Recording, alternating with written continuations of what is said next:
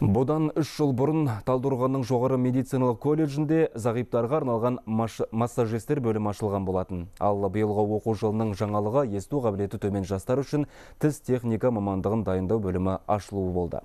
Бұл жоба Ресейдің Екатеринбург қаласындағы Свердловск облыстық медицина колледжімен бірлескен бағдарлама негізінде іске асырылып отыр. Республикада бірінші болып ашылған бөлімдегі талапкерлердің талпынысы қандай? Бұл туралы өңірдегі тілшіміз Тілеуғабыл Мыңжасар әңгімелейді.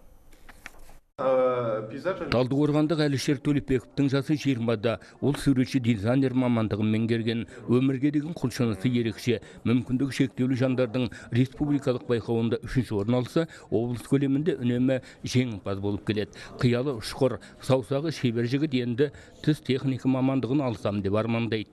Оның қасындағы мына жастардың мақсаттары да осындай. Бүгінде барлығы Талдықорғанның жоғары медициналық колледжінде білім алуда.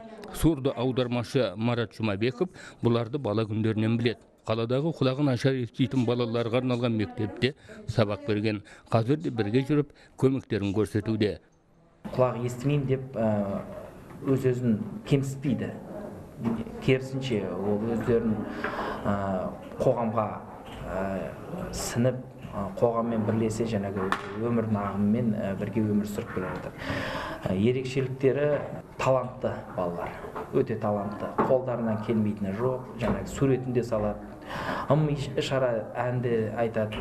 Жаңа бөлімдегілердің қатары әзірге 10 шақты ғана. Олар үшін барлық жағдай жасалған. Оқу құралдары мен керек жарақтан мұқтаждық жоқ. Ең бастысы жастардың оқуға деген ынтасы, мамандық алсам деген ықыластары керемет дейді бөлім меңгерушісі.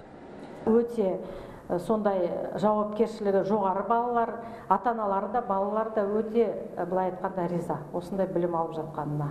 Сондықтан айтады ғой, әрбір бала дара бала, сондықтан қандай мүмкіндік шектеулі болса да білім алуға құқықты.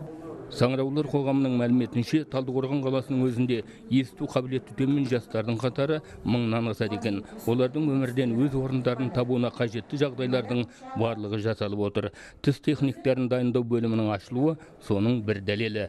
Бұл мүмкіндігі шектеулі жандардың аталған топтағы өкілдеріне қатты ұнады. Себебі тіс техника үшін сөз емес іс-қимыл мен оның сапалы орындалуы бірінші кезекте тұрады. Сондықтан бұл бөлімге қызығушылар қатары қазірдің өзінде көбейіп отыр дейді колледждегілер.